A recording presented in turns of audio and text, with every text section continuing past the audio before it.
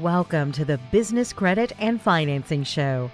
Each week, we talk about the growth strategies that matter most to entrepreneurs. Listen in as we discuss the secrets to getting credit and money to start and grow your business. And enjoy as we talk with seasoned business owners, coaches, and industry leaders on a variety of topics from advertising and marketing to the nuts and bolts of running a highly successful business. And now, to introduce the host of our show, financial expert and award-winning author, Ty Crandall. Hey everybody, welcome to the show today. I'm really excited you could join us. Today with us is a really special guest who's going to dive in and talk to us a little bit more about tax strategies that can really save you a lot of money. So with us today is Cody. Now Craig's a certified tax coach, certified public accountant, business owner, and former New York police officer with 17 years experience on the force. Now in addition to being a certified public accountant for the last 15 years, he's also a certified tax coach. And as a certified tax coach, Craig belongs to a select group of tax practitioners throughout the country who undergo extensive training and continuing education on various tax planning techniques and strategies to become as well as remain certified. So with this organization, Craig has co-authored an Amazon bestseller book, Secrets of a Tax-Free Life, and he's joining us today to help us save a lot of money on our taxes. So Craig, thanks for joining us today. Oh, thank you very much for having me. I'm psyched. Yeah, well, how long have you been in the tax field for? Since 2000, September of 2000. Oh, wow. So you have a ton of experience. Yes. So what made you originally get started? You know what? I originally, before I became a police officer, I was an economics major. I was always into the numbers. And at some point, I decided to go back to school after I was in the police department and kind of get ready for life afterwards. And I just kind of fell in love with accounting and taxes. And, and here I am. That's awesome. Now, how was things on the police force up there? That had to have been pretty exciting.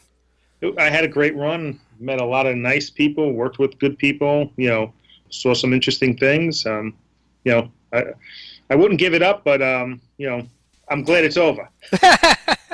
Well, that's good. Yeah, you move on to the second phase of your life now. So how are things going for you in the tax field?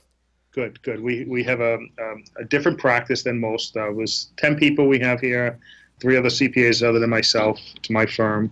We're different than most firms in that we focus on tax planning for business owners and real estate professionals or investors. And everything starts with a tax plan, and it's basically trying to help our clients keep more of what they make. Nice. Doing what Buffett and Trump and all the other people are doing. That's great. That's awesome. So you're taking the same strategies that the big guys use to save money and passing them down to the little guys and helping them succeed. Exactly. That's awesome. That's great. So, that being said, what is it you do now? I mean, obviously, in reading your introduction, I know you're an accountant and I know you're a tax coach, but a lot of people listening don't really know what a tax coach is. Right. So what makes us different than a typical CPA firm is most CPAs are very good at putting the right numbers in the right boxes. Compliance-wise, they're doing what they should be doing, but they're looking in a rearview mirror. They're recording history versus making history. And what we're doing is we're working with our clients to actually make history, being proactive, seeing different things that they can do, or maybe doing things that they're currently doing a little bit differently to realize tax advantages. And ultimately, that lowers their tax bill and lets them keep more of the money that they're making. It seems like accountants, and this might not be fair or not, but it seems like accountants are more reactionary, and then maybe the tax coach is more, strategic to help plan things out to save money. Is that a fair analogy at all? That's a very fair analogy, yes. Okay, cool. If you talk to most accountants, CPAs, when they say, okay, it's time to do some tax planning at the end of the year, basically what they do, and I'm not putting anyone down or anything, is they'll look at how much money you made, and they're going to figure out, okay, how much of a tax payment do you need to make by January 15th to make you compliant? And that's tax planning. So what we do is totally different. We work with our clients throughout the year, giving them ideas and strategies to save money.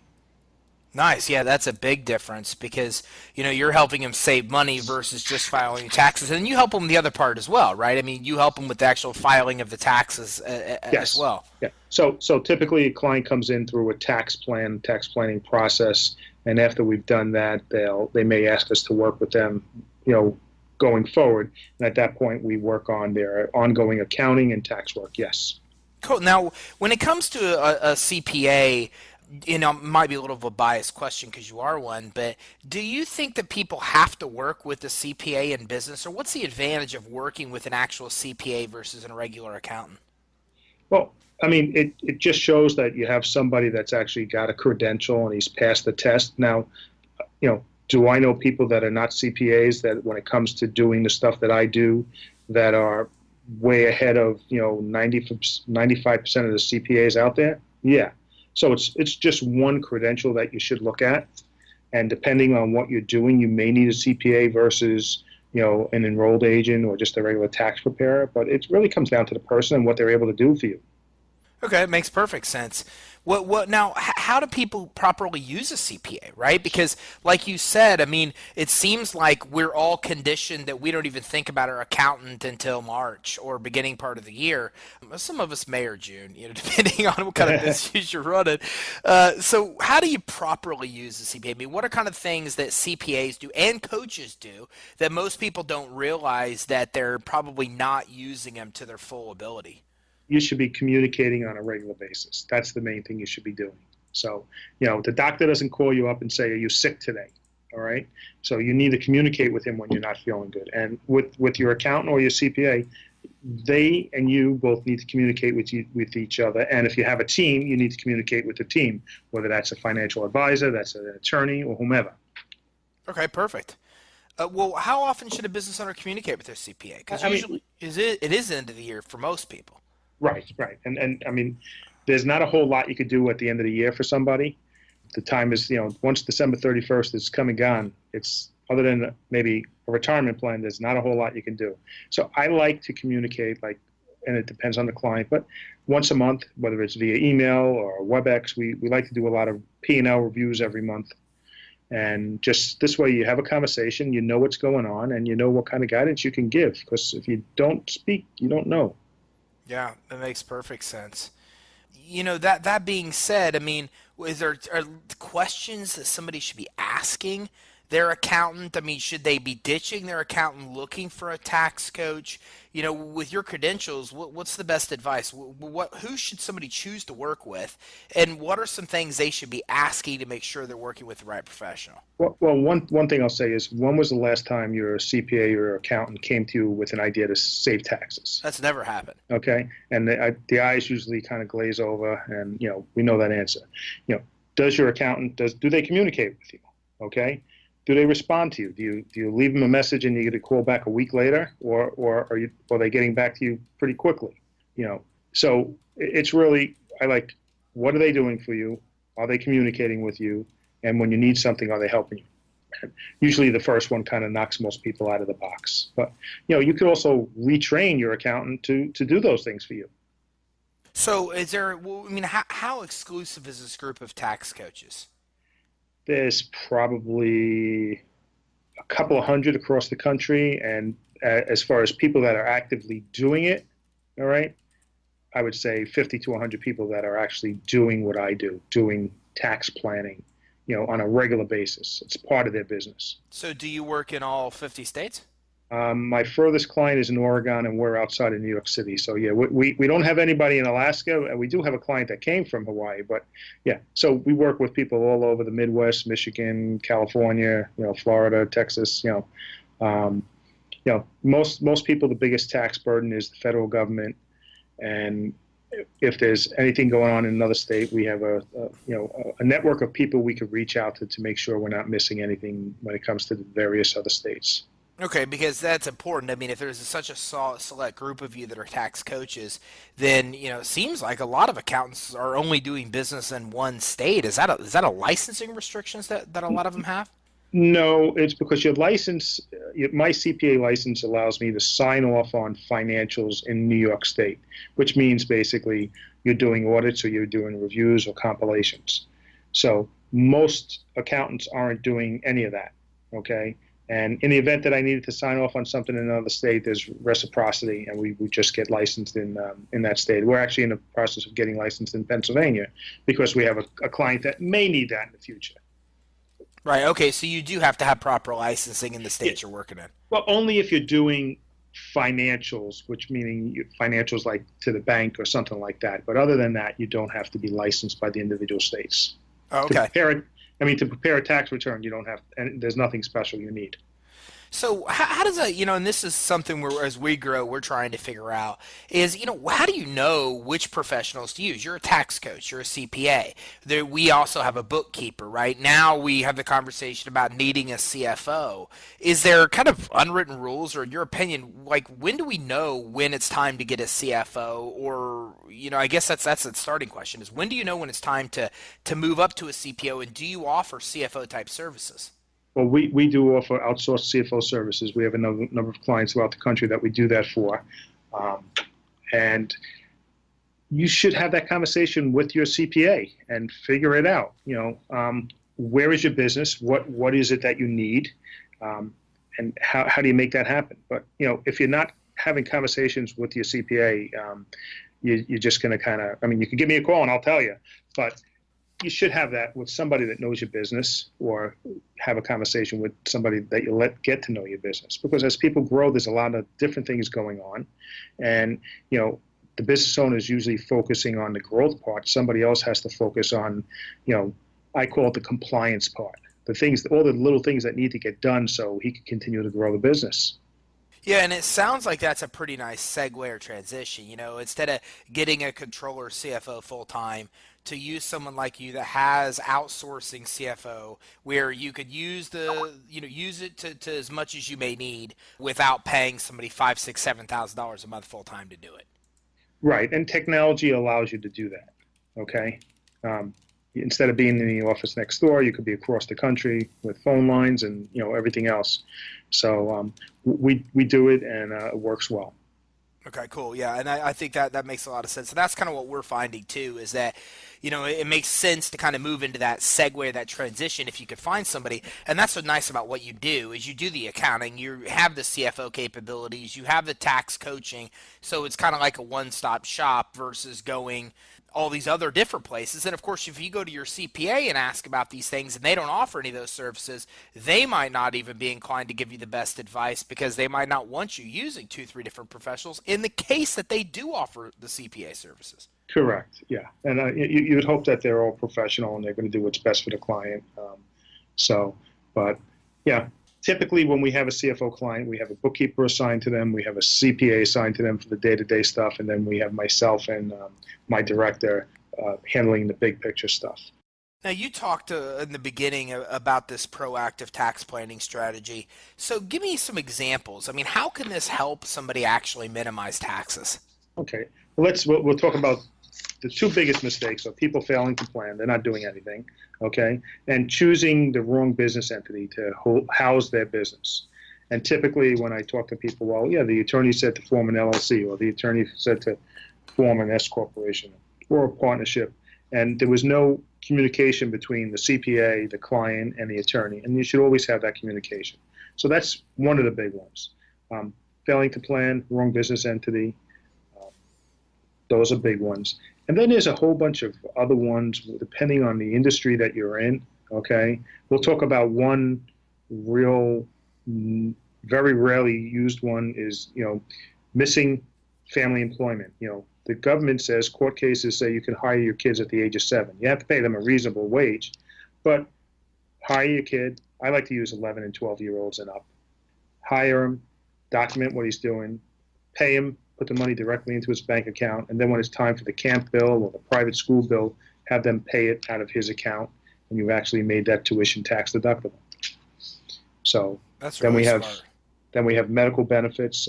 Depending on the type of entity, you could set up what we call a medical expense reimbursement plan, which is under Section 105 of the code, and that basically allows you in certain types of entities to hire your spouse, and her wage is actually a medical benefit plan, which you can then write off your medical expenses that are not normally deductible.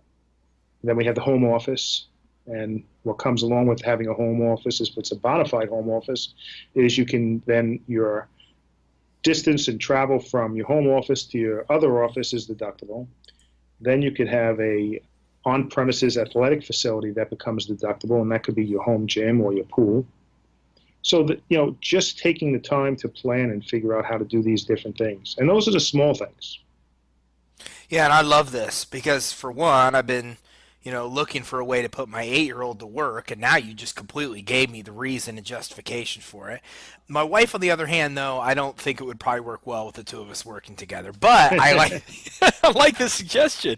I think I saw in your book something that was pretty cool. It was the 10 most expensive tax mistakes that cost business owners money. Can you dive into some of those 10 and kind of give us an idea of the biggest mistakes you see people making beyond those two that you mentioned? Sure. Well, let's say we talked about most of them. Audit paranoia. If the code says you can do it, don't worry about being audited, just as long as you document it, that you're doing it and you're doing it correctly. Let them send you a notice and you respond to the notice. And with our clients, we make sure we have all that documentation up front. When we're doing something, we keep a copy of everything.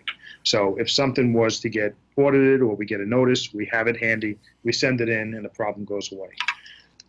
The wrong retirement plan. Do you have a retirement plan? Do you want a retirement plan? Car and truck expenses, meals and entertainment, depreciation. Are you depreciating your property correctly? If you have rental properties, are you taking advantage of something called cost segregation, where you actually accelerate your depreciation and you take about 20% more depreciation up front in the first 5 years? So, it comes down to really spending the time, planning, and figuring out what works for you.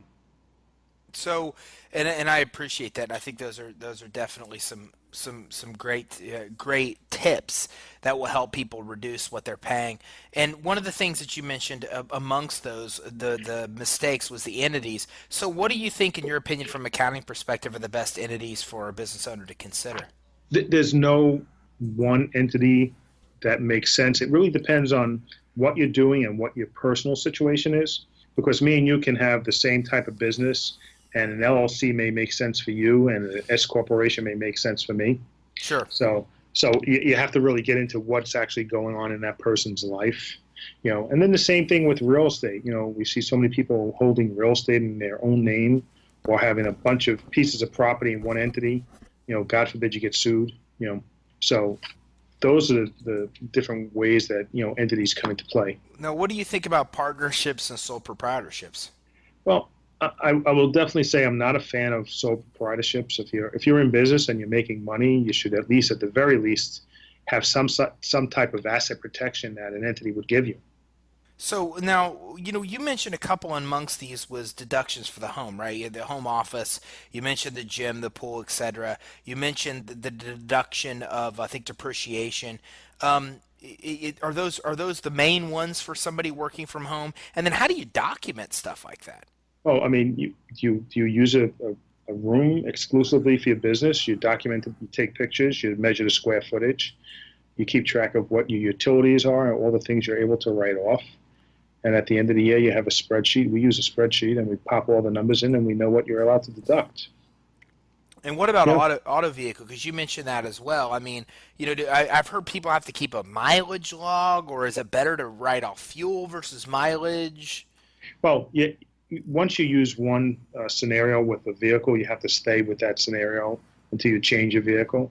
So it honestly, it depends on the situation, how much driving you do, what kind of car you have. Whether it's mileage or direct expenses. But I do say you should keep track of your mileage, whether you're using an app, and there's a couple of different apps out there, or you're just keeping it in your diary. You should definitely track that, because that's something that the IRS would want to see. Okay, let's see your log. Are you really spending 60% of your travel on business, or is it all personal, or what is it? Too many times people they decide, well, I'm going to deduct 100% of my auto expenses. But you look at the mileage log, and they're only doing 70 or 80% business. Sure. So how does somebody, is it somebody's individual responsibility or more of you on the accounting side to know that you're keeping within these thresholds that the IRS has? Well, depending on who the client is and what we're doing with them, like I said, pretty much all our business clients we're working with all throughout the year. So we know what's going on, and they know what's expected of them from us for the year end when it comes to mileage and stuff like that. If you walk into somebody's office, they're going to ask you the questions, you're going to give them the answers, and as long as they believe it's the correct answer, right, that you're not making it up, they're going to put it down. But you're ultimately the one that has to prove it. Right. Yeah. But because I have a license and I want to keep my license, we like to make sure that we have everything all lined up. That makes sense. Now, you guys do bookkeeping services as well, right? Yes, if you're a business client of ours, we're doing your bookkeeping, or if you have your own bookkeeper, your bookkeeper is doing it on our remote server. So we're always looking at the same stuff. No files going back and forth. And what are some tips along that line? I mean, what have you found as the right or best way to do bookkeeping? The correct way? Sure. For us, it depends on, who the person is.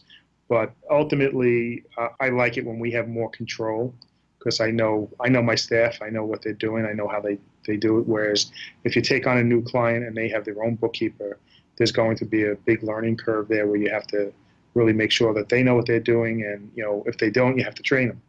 So if possible, it sounds like it makes more sense to work with one firm that could do everything versus have a bunch of firms that do a little bit of one thing. Yeah, I mean, I wouldn't go further than having your own bookkeeper and then a CPA, another CPA firm. But I think when you start getting too many people involved, you always risk the he said, she said problem. And I like to try and avoid that. So when we're doing it, I know we're responsible for it. I don't have to worry about what somebody else is doing. Now, sounds like you guys have been able to develop your own unique system, right? That saves clients money? Oh, yes. So when we do a tax plan, I have a phone call, 10 to 15-minute phone call with the person. They send me their tax returns, personal and business. We set up a half-hour WebEx or Zoom call. We go through my analysis, and then they decide at that point whether they want to move forward with a tax plan. And, our tax plan gets paid up front. It's 100% refundable. Nobody's ever asked for their money back. And typical return on investment is 300 to 500% the first year. Wow. And the higher the return, the more I like it. So we like to show the value that we bring to the table. Now, you also mentioned real estate investors in passing, and it sounds like you know a lot of what I've read that you do a lot of work with real estate investors, and we have a lot listening to the show. What do real estate investors miss on their tax planning that you see? Taking advantage of passive losses. Are there ways that they could, if they're not a full-time real estate professional, where they could take advantage of the losses and they have these passive losses sitting on the books? Are there ways, available to them to take advantage of them? Are they a business owner? Is there a way to carve out something in their current business to create passive income? So what are some of the mistakes? But I mean, those are things they miss. But are those some of the things they do wrong, or just some of the things they miss? And if not, then what kind of mistakes do you see they often make? So that's something they miss. A mistake is you'll see people when they take passive losses that they shouldn't. That one we see quite often. Another one we see is with real estate investors is people that have real estate pieces, is they don't take advantage of the different things that's out there when it comes to depreciation and cost segregation. And if you want, I could kind of explain what cost segregation is real quick. Yeah, I'd love it. So let's just say you buy a building, and it's a $100,000 building, and it's a residential rental. So the code says that gets depreciated over 27 and a half years. So that means maybe you write off about almost $4,000 a year in depreciation. But if you perform a cost segregation study, what they do is they go in and they look at that building and they say, okay, your landscaping is designated as 15-year property, so we're going to allocate $10,000 to landscaping and we're going to depreciate that over 15 years. Your fixtures are 7-year property and we're going to depreciate that over 7 years. So what you wind up doing is getting more depreciation up front in the beginning years, less in the later years. The total depreciation remains the same, but you're getting, a bigger deduction up front, which, if that saves you money in taxes, that allows you to take that money and do other things with it. Wow, that's a great strategy. And the wonderful thing about that strategy that is, even if you're in year 5 and you decide to do a cost segregation study, all that depreciation that you missed, you get to take in the year you did the study. So that's a huge planning technique. Now, across the board in all industries, what are some of the other strategies that you found to be the most effective? I mean, do you have a management company? Are you set up to, take advantage of the C Corp rules, the home rental? The code allows you to rent your home out to someone or some company for up to 14 days a year and not claim it as income. We call that the Augusta rule, which basically, we believe stems from when the PGA tours in remote places where there's no hotels, they want to entice people to rent their homes. So one enticement is saying, well, if you rent it for only up to 14 days, you don't have to pay tax on that. Well, that's cool. That'll save you some Right. money. Right. So there's ways to incorporate that into a tax plan. But we go through a whole checklist and, we figure out, and like I said, the typical return on investment is, 300 to 500%. And it's a real value proposition for the client. Instant gratification. So, Craig, as we get ready to wrap up, what's some of your best parting advice for everybody listening today that, we all want to spend as little money as possible with the IRS. So what's some of your best parting advice for everybody listening? What steps should they take to make sure that they're saving as much as they can on their taxes? You should be communicating with your CPA. And if he's not communicating with you, you need to find somebody that will. Where can they go to learn more about you, your company, your services, and kind of how you guys do business? Sure. Our website is www.craigcodyandcompany.com. And if they go to craigcodyandcompany.com /B for business, C for credit, F for financing, and S for show, you could request a copy of our book and we'll mail you an actual, paperback book, The 10 Biggest Mistakes That Cost Business Owners Thousands. The phone number here is 516-869-4051. And our email is craig@ccodycpa.com. Perfect. Listen, I really appreciate you taking the time to come on with us today. Oh, thank you very much for having me. So everybody listening, make sure you visit craigcodyandcompany.com /BCFS. And I'm going to put that link right on the show resources page. And grab this book because it's really interesting. We just scratched the surface on some of these 10 strategies that could save you a fortune. And you get the book for free just by going to craigcodyandcompany.com /BCFS. I'll put that link on the show resources page. So thank you all very much for listening in today. And remember, I think the biggest takeaway here is to stay ahead of this. Don't wait to think about your taxes until it comes time to file your taxes. It's too late. Make sure that you're working with a certified tax coach like Craig and his company, and that way you can get the best strategies, implement them throughout the year to save the most money you can when it comes to tax filing time. And you can get more information on that at craigcodyandcompany.com /BCFS. Thanks everybody very much for taking the time to listen to the show today. Make sure you check out that link, grab your free book, and dive into more ways that you can save money on your taxes. Thanks, everybody. You've been listening to the Business Credit and Financing Show with your host, Ty Crandall. Watch for our next episode to get even more insight on financing and growing your business. And don't forget to check us out online at creditsuite.com for even more business growth strategies.